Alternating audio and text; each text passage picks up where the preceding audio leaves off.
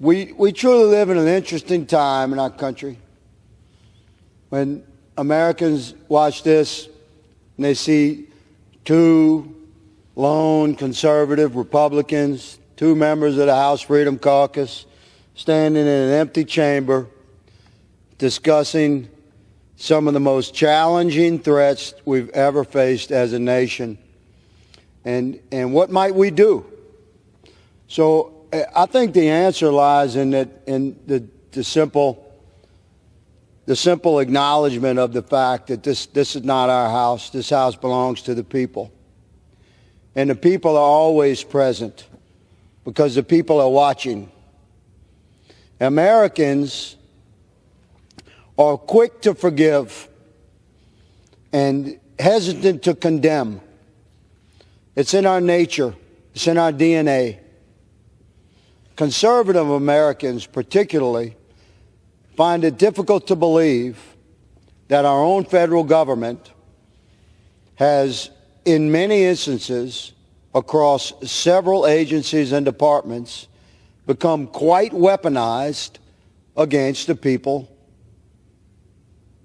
in a regular course of events. Every day, Americans read the headlines about the FBI violation of laws, the DOJ persecution of Americans that does not seem to comply with judicial righteousness. They see our former president's home raided by the FBI. They have friends and neighbors that are raided by the IRS and the ATF or the DOL or the EPA.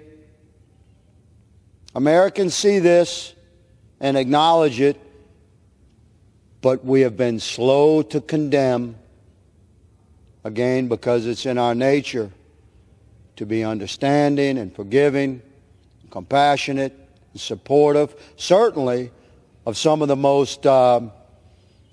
most historically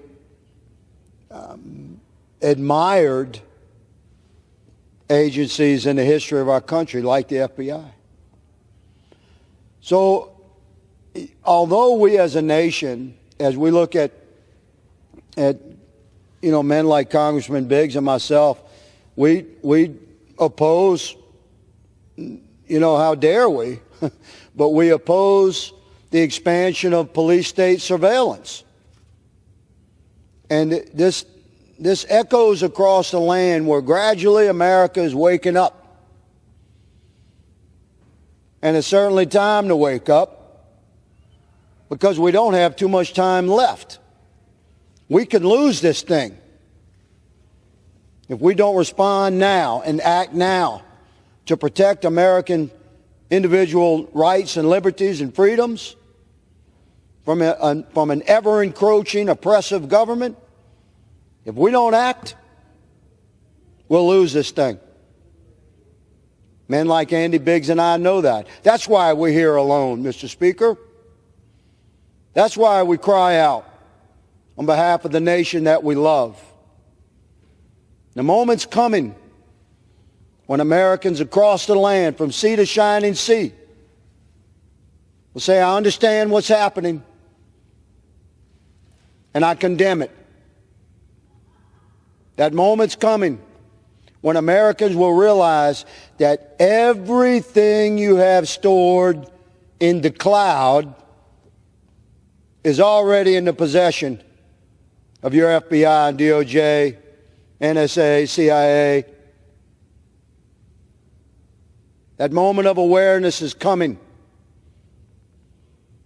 And conservative, constitutionalist Republicans, like me and my colleagues in the Freedom Caucus, we are standing in this moment of time, not in opposition to our Americans that disagree with us, but in support and love for the Americans that we've sworn an oath to the freedom, the constitutional rights, the civil liberties, the protected right to travel the land and be secure in our persons, our effects, our papers, and our homes, as stated by our founders.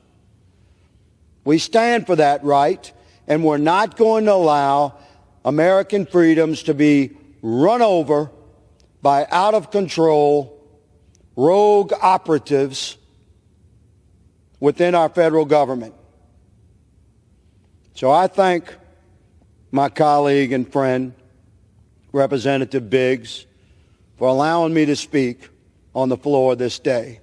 I support this vigorous debate, and I am confident that America will land on the right side of this thing so that we can preserve and protect the freedoms that we enjoy in our republic. With that, Mr. Speaker, I yield. Like we always do about this time.